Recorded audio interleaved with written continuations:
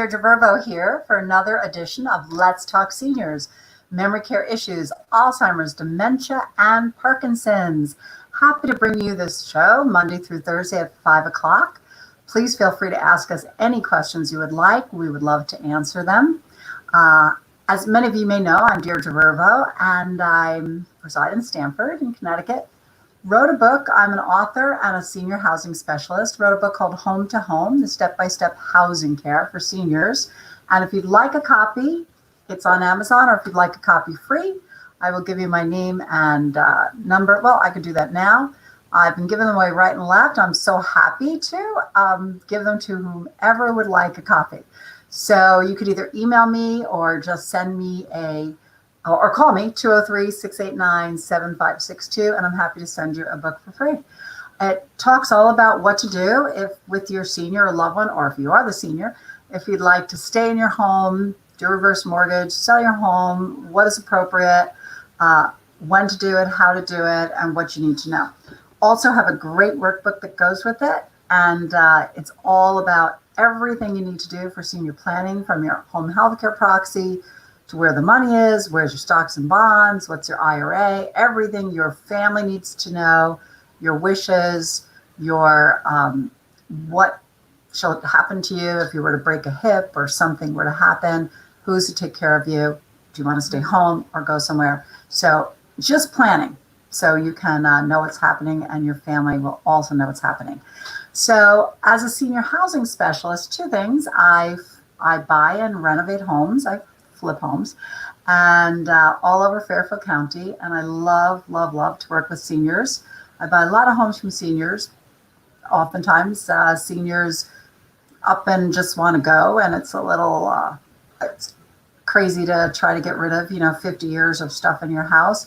And I just say, take what you want, I'll handle the rest. Just take what you want wherever you're going, and don't worry about the rest. We will work on it for you, so you don't have to clear the whole thing out. We also work on your time frame and pay cash. So whatever's easiest for you, whatever's best for you. If you want somebody by your house in a minute or not for 5 months, we just work with you. So also started, because I just love seniors, a senior residential assisted living starting July 1st in Shelton, Connecticut, in the Huntington section. So we don't really have these here, but senior assisted living homes are regular residential homes that somebody is taking care of you or your loved one round the clock. I'm opening a dementia home for seniors, and it is round the clock care for 6 seniors. There are 6 bedrooms, 6 bathrooms, and it's a regular family style living where you have round the clock care and people that come in for entertainment and exercise, and you're eating and dining and being a family unit. So I love the whole concept. It's a beautiful community in a gorgeous house, perfectly brand new in Shelton, acre property, nice backyard. So if you're looking for something serene, affordable, and one-on-one care for your senior, give me a call at 203-689-7562. Today we're going to be talking about if you would like to stay at home, if your senior would like to stay at home and have home health care. When is a good time to bring in a home health care person? What you need to know? How does somebody assess it? So today we have Jennifer Risa. She is a specialist. She is a field supervisor for Fairfield Family Care. And they have more than 100 caretakers that go into the home, and she assesses your needs, where your loved one is at, what they may need, who is the best fit for them, and she is here to tell you all about how that works. Jennifer, welcome to the show. Very happy to have you. And why don't you give us a little bit about your background, Jennifer, and what you do for Fairfield Family Care, and actually how you got into this yourself. I would love to know that. Okay, so hi, thank you for having me. So my background is nursing. I worked as an LPN in the state of Connecticut for 20 years and loved it. I love taking care of people. I love being there for people. And it got to the point where I had really done everything that there is to do as a licensed practical nurse and wanted to do more. So part of what I did as a nurse was worked in home care. Mm. And I was feeling that I was at a point that I wanted to do more of an administrative role. And that's how I pretty much ended up where I'm at now. So I acquired my job with Fairfield Family Care, and I'm the field supervisor. And being the field supervisor, it entails many different facets, and I love what I do. And the primary thing is really, providing care for people. So you incorporate your nursing and all your knowledge of that with checking out seniors, assessing them, seeing what's best for them, and pairing people with them.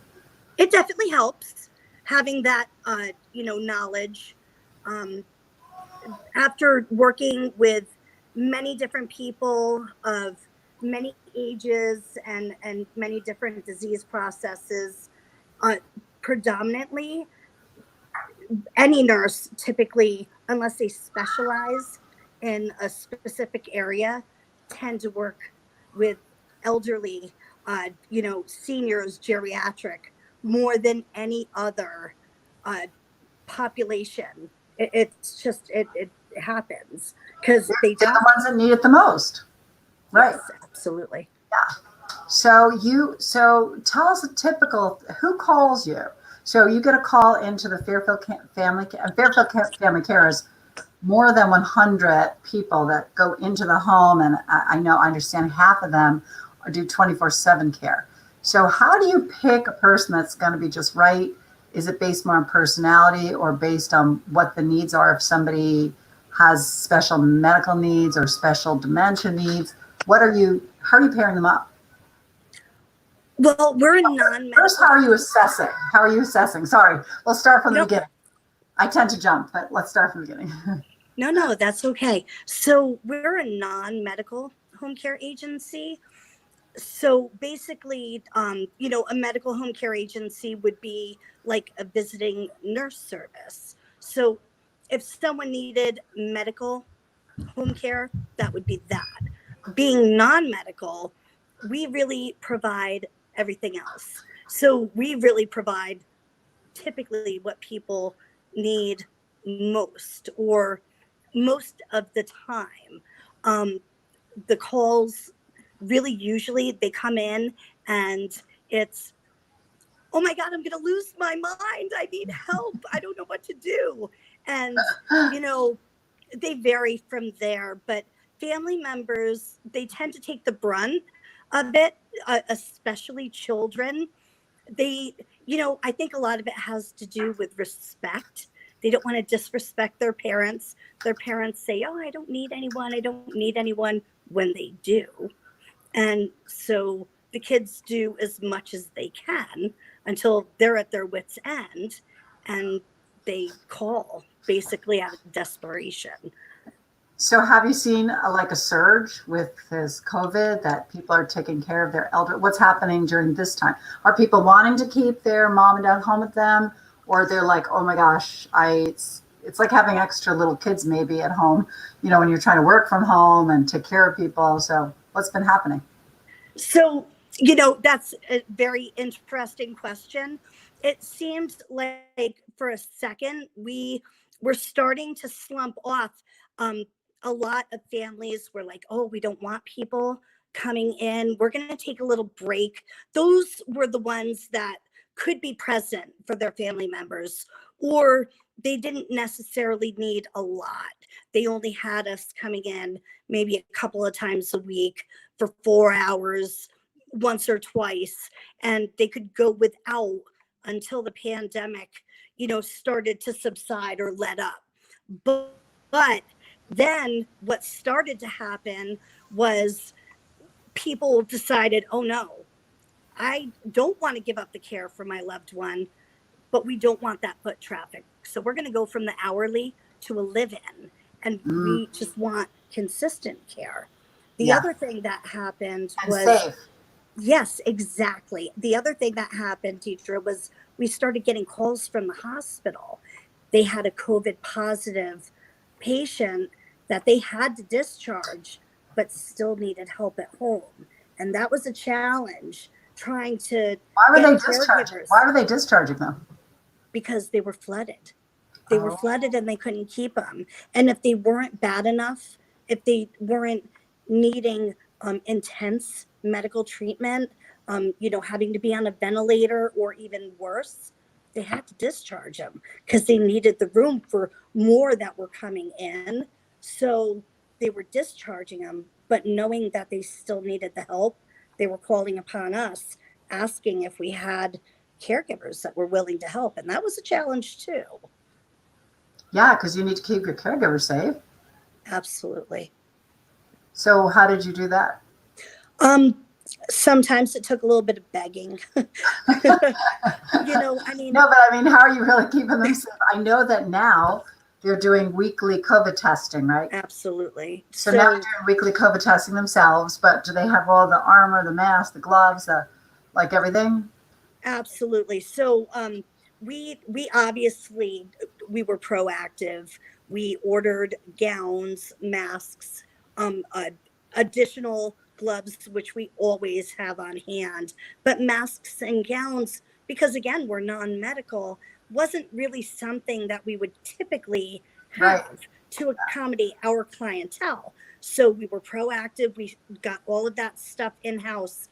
I also got in touch with a local organization called Sew for Connecticut, and they donated 125 hand sewn masks How to us for nice. our caregivers and clients, which was That's so nice. amazing. Yeah. And we had all the PPE that we really could accommodate and that really would be required of us on our end to safely send people into a COVID positive situation. Most of the time, either the person was coming out of the hospital after already being tested positive, but past the 14 days, or having received treatment, or again, having been in rehab, tested positive, but either was past that 14-day or received treatment.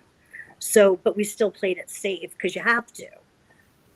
So are the seniors understanding like people coming in with masks and gloves, or is that kind of scaring them? A little bit of both. A lot of them understand. A lot of them, you show up and they say, "Oh, take that mask off. You don't need that." I've been in the house for 3 months. So, but they don't, we're doing that to protect them, as well as us. So, yeah, it's been a really trying time. It's been quite a challenge. Yeah, but now you're seeing a resurge of people wanting home health care, people coming in. I think too that people, even I thought this was going to be like a short-lived thing. I don't know why I wasn't thinking that. But school was canceled for 3 weeks, and you're thinking, oh, 3 or 4 weeks we'll be back to normal. And now Yeah, there's no normal anytime soon. So I guess yeah, people thought, oh, I could keep my parent at home for a few weeks. Now it's turning into an indefinite situation, and now they know they have to do something. Um, correct. so, and a lot of places are not opening up that have really been hit with COVID. These big places, the bigger nursing homes or the bigger assisted livings, they've really gotten, they've had a lot of deaths. And so people are like, I don't want to put my parent there. So even if they have to pay the price, they're willing to take somebody full time in their house. Safer. It's much safer. We've definitely gotten more calls of people that went into the hospital and legitimately should have gone to rehab, but the family absolutely opposes to it. They would much rather have their parent or loved one um, go home with home care and in home physical therapy.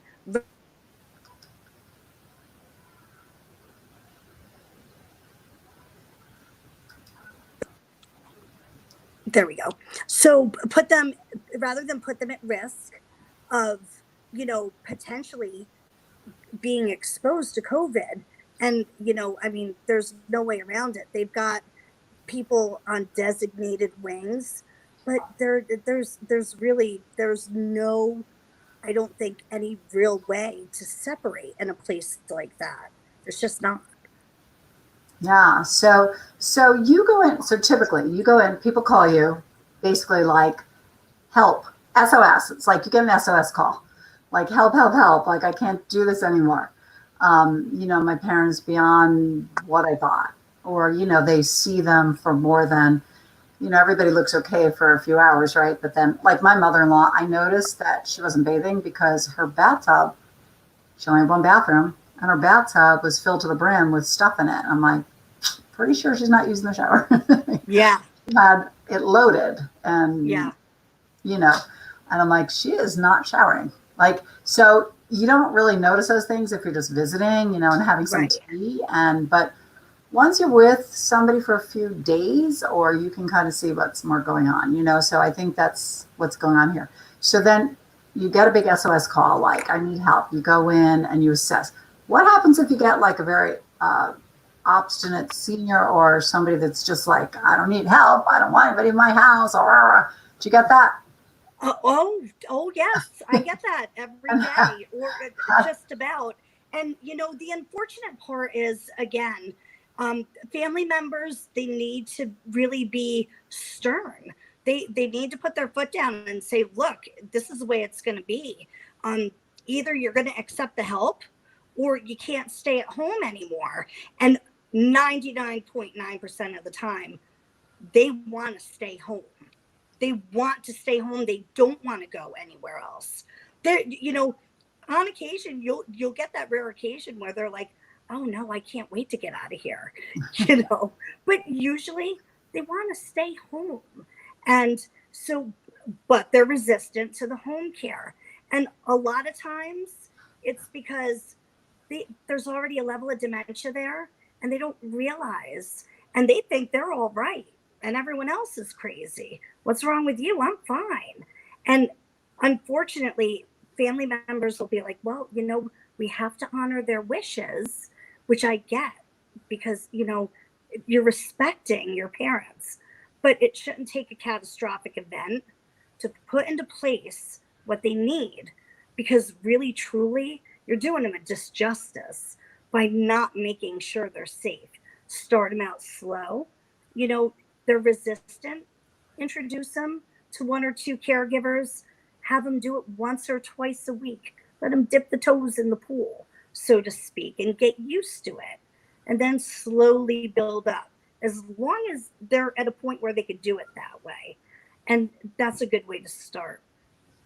Well, also when you see things that are like just safety issues, where they've fallen in the bathroom too often, or they've left the flame on or the gas on, and to point it out, it's like it's tough. And I think that a lot of kids are not trained, obviously, in dementia. And I know my best friend, her mom, who's 90, wrecked her car 2 years ago.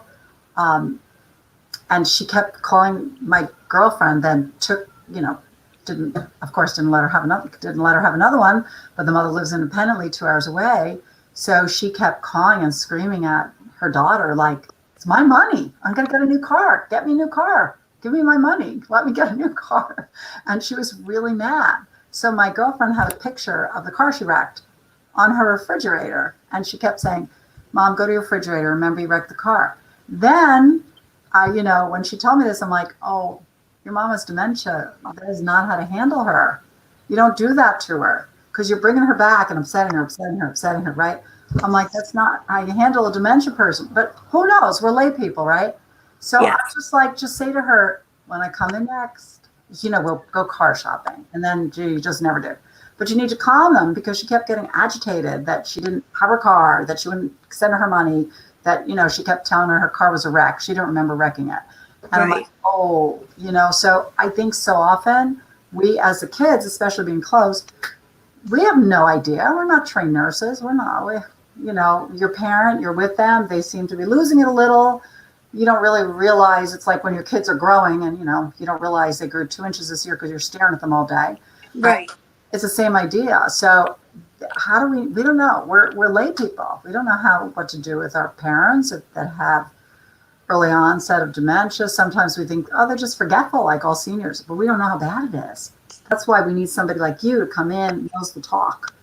because you do have to talk to them differently. You don't bring them back to reality, right? You meet them where they are.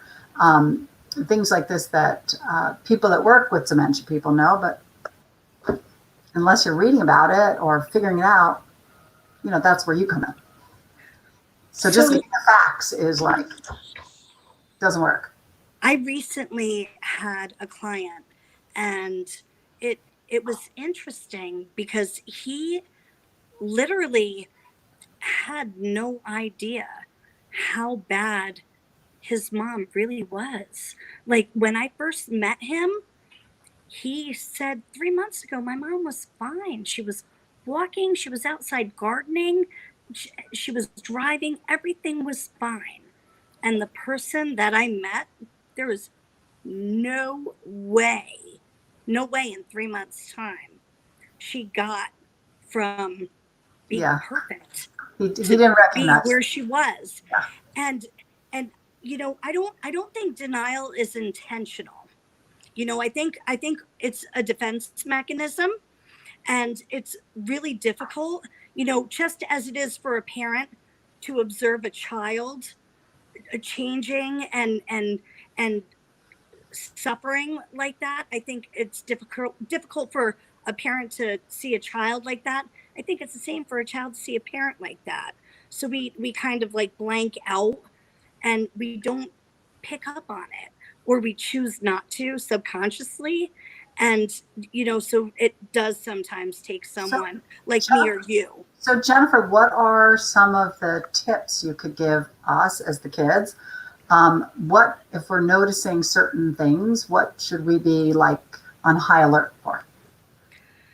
Well, definitely a change in sleep pattern, a change in eating and drinking habits, um, obviously repeating themselves, the same thing in the course of a conversation, repeating themselves, or having a conversation today and then speaking again tomorrow and having no recollection of the conversation we had today. Um, Not taking medication for days on end, important medications that they normally would be spot on about. Um, Little things like that.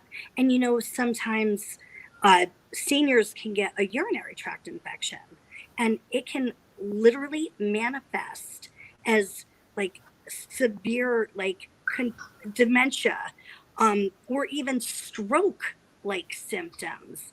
And it's a urinary tract infection. But you don't really know, and you should never assume. You should always, always find out what's going on, because even uh, chronic urinary tract infections that keep reoccurring month after month, um, that don't ever really seem to clear up properly, can never really allow that confusion to come back to a normal, uh, you know, baseline for the person. And that could be a long term And, problem as well. and Jennifer, is that caused by lack of bathing or lack of drinking water, or what? Why does somebody keep getting UTIs? Both. Seniors, just as a general rule, for whatever reason, start to slow down with drinking fluids, primarily water. A lot of seniors don't like water. They grew up in a different time where water just really wasn't important like it is now, or, taught that it's important like it is now. And they don't like to have to pee a lot, because then they have to get up, then they have to walk to the bathroom.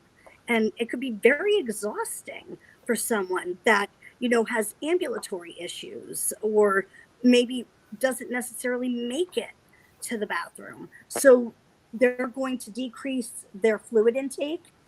Therefore, they're not flushing out their system the way they should. And the urinary tract infection can hit so fast, so hard and fast. I was witness to that when my dad was in the hospital a few years ago, and I visit him every single day, and he was fine. Like he was dying of like heart disease, but he was all with it.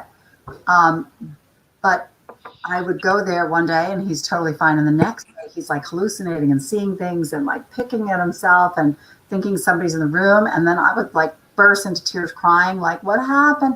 And Yeah. then like 2 days later, he was back to normal. And they were like, that's a urinary tract infection when you get older. It makes you look like you have dementia. And I was just like, it was scary. So, yeah. Now, when you say eating and drinking habits change, how, like what? Like, how would you notice that? What kind of changes they usually have? So, so maybe they would normally eat like a healthy, full, normal meal, and now all of a sudden they only want Ensure. Like they'll only drink Ensure. They won't eat like a solid meal, like not even a peanut butter and jelly sandwich. What is that a sign of? Well, sometimes they call that failure to thrive. Um, they're it kind of like they're just giving up, you know, and often that's because they're already a little malnourished. They're already dehydrated, and so their body is already feeling like it's shutting down. They don't feel themselves, so they, because they're elderly, so they think, okay, well, this is it, and they're just kind of giving up along with what they think is naturally happening, but it's not. They're just kind of doing it to themselves, and they don't realize. So you want to make sure eating and drinking. What is another? Absolutely. So like if you're just visiting your parents casually, and you're not there for hours on end, and let's say you drop by every 2 weeks and you're, having lunch with them, what, like, are there things to, besides feeding themselves and not really getting things? Are you looking for if they're keeping up their house? Are you looking See, for if they're, finding bruises on them. oh, bruises? Yep. What about See, just like making sure they're showering and, well, the problem with showering is a lot of seniors live in a situation where they can't safely get in and out of the shower. So they're not going to really shower. They're just going to kind of do a sponge bath. And so without actually having assistance, they're just not going to do it. mm, So that, I mean, as long as they're cleaning themselves, you know, that's okay. Nothing is better than a shower. But the bruises, they could be falling and not really injuring themselves to the point where they can't get up and then not telling you. And that could be happening frequently. mhm. And the only way you're going to notice is if you actually see bruises or skin tears or, marks on them. And then you have to ask the question, how did that happen? So bruises, changing of eating patterns, any kind of disorientation, Absolutely. and if you feel like they're not just doing their normal, like washing their clothes or taking care of the house or anything like that, or like you called it failure to thrive, like they're just seem like they're giving up. And when any of those things occur, you should get an assessment. What should you be doing? Well, I think the first thing you do is call the doctor. They could start slow. Like right now it's difficult. A lot of doctors are starting to see people in the office, but many are still only doing virtual visits. So they may do the virtual visit and then say, okay, I want you to get some blood work, Mm-hmm. or I'd like to get a urine sample. And those are things you could do without actually having to go to the office. They're still probably going to need help with that, whether it's getting to the lab for the blood draw and giving the urine sample, or um, just encouragement to do it, really. But the big thing is always call the doctor. You always want to call the doctor, advise them, hey, there's some changes going on, whether they're subtle or big, and address it as soon as possible, because the sooner you do, the quicker you can pick up on something that could be big and you caught it early. And if you notice your parent is like not cooking for themselves anymore, not taking the medication properly, or sleeping erratically, or wandering, that's when they need help. Wandering is a big one. Not just um, Maybe they take a walk regularly, and now all of a sudden they took a walk around the neighborhood and couldn't remember which street it was to get back. And, it was just a moment, but that's a big moment. Definitely something to address. My aunt was driving till she was almost 90, and she had an apartment with my parents' house a few years ago, and she only went like a mile away into town and came back, like every other day. And she came back and she was diagonally across at the neighbor's house who she knew and could not figure out where she lived. And she couldn't remember the neighbor. She couldn't, I mean, you could see the house. Like it was diagonally the house across the street. And she asked if she could get help back to the house. I know. Well, but she was like 91 still driving. So that's kind of when she stopped. Yeah. Yeah. Because if you can't figure out you're in front of your own house, that's a problem. Because you could really get lost. Yeah. Very, very quickly. And, literally, there could be little things happening that you don't pick up on, and they're happening and they don't recognize it because they're confused and they don't know that it's happening. Then all of a sudden something big happens. And regardless, as soon as you detect some kind of difference, some kind of change, even if it just seems like it's forgetfulness, it's not good to just chalk it up and say, oh, well, their age, they're such and such an age. And of course they're forgetful, because it could be a sign of something else. So Jennifer, this is all good information. Jennifer, so somebody calls you, what kind of things do you need to be told, and who pays you? Is it all self-pay? Does insurance pay for anything? Is it a minimum of hours? Are there overnight people? Like, how does it all work?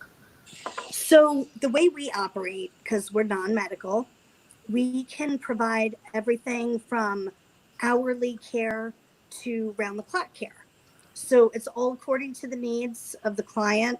We can do minimum of 4 hours in a day and up to 24/7 round-the-clock live-in. So we do private pay. Unfortunately, Medicare does not cover the non-medical home care component. Medicaid does cover some, but we do not deal directly with Medicaid, and it's very difficult to find a non-medical home care agency that will accept Medicaid. There are some out there. They're hard to find. We do accept long-term care insurance. Now that is something that is like a life insurance policy that you would have bought into, and then you put in a claim when the time is right, when you think, okay, this is the time we really need help in the house for these things, and you submit a claim, and then they start to reimburse you. And we do work directly with long-term care providers. So like the Medicaid care that would kick in would be, let's say, like your mom broke her hip and then needs help at home for a few weeks. That's like a medical care that could kick in, but that's not something that kicks in with non-medical. So usually that is covered under a Medicare component. Medicaid is really more for people that require state assistance. Okay. And don't have any other means of financial support for their either medical or non-medical needs. That's when Medicaid would come in, because that's the government support.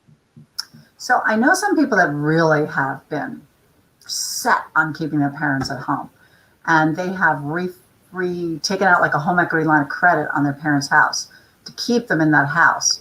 And I've kind of questioned them personally, because I'm like, wow, it's costing you kind of a fortune, and you have to pay the taxes and the heat and the electric and everything. And then your parent is like by themselves with one person all day long in the house. Can really ring up a bill. And I know like some people are like, I promised my father he could stay in his house till he dies. It doesn't always seem to make sense. I guess to each their own. Some people, I mean, they worked really hard all their life for that house. At some point, sometimes that's the only tangible thing that they have left in life. and really, they feel like they want to die in their home. They want to age in place in their home. And I get that. I do. Um, not everyone is social. Some people Especially have when you no get problem. older, you might not want to be that social, right? And that's where you guys come into play. Yeah. Not to say that you can't be social at home with a caregiver, get out, still get out in the community.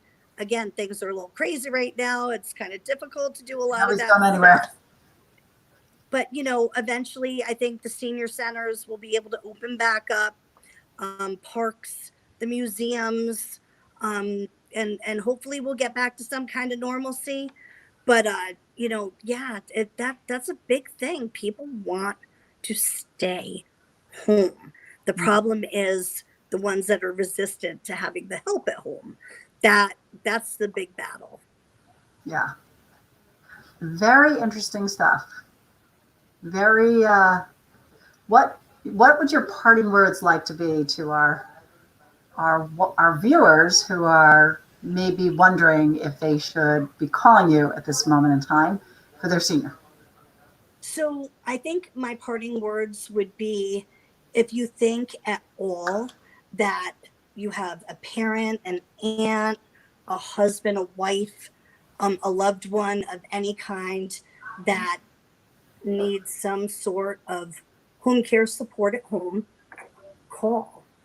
And I will let you know what I could do to help, how much help you really need, and help you put a plan together, because the worst thing that you could possibly do is not set it up and wait for something really bad to happen and then have no choice. I have one last question. Sorry. This just happened to a friend of mine. What if you are a relative to somebody who's single and they have dementia, and who's liable for them if they haven't made you their power of attorney or anything? What can you do in that case? It's just happened to my girlfriend with her friend who was like in his 90s and needed help and resisted it. Like, who then, does somebody step in? Can you know what I'm saying? Like, what happens at that point? So I recently had this situation. I had someone call me up and they were desperate. It was actually their ex-husband. Mm-hmm. And she was one of 3 ex-wives. And he had dementia. And they did have children together. He also had children with the 2 other wives. And they had not been together for many, many years. But he had nobody. And somehow, a saint, I would call her, she took him in to her home because she knew he had nobody else. The kids were not in a position to really take him in or help him. And so what I did for her, because she wasn't really in a position financially, because she had no control over his finances or anything, she really didn't even know what he had.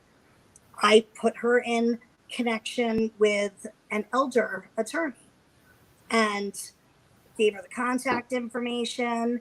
And, hopefully she was able to get, the information that she needed with regards to maybe becoming a medical POA or a medical conservator or whatever, because, there's a good chance he might not have signed off on it.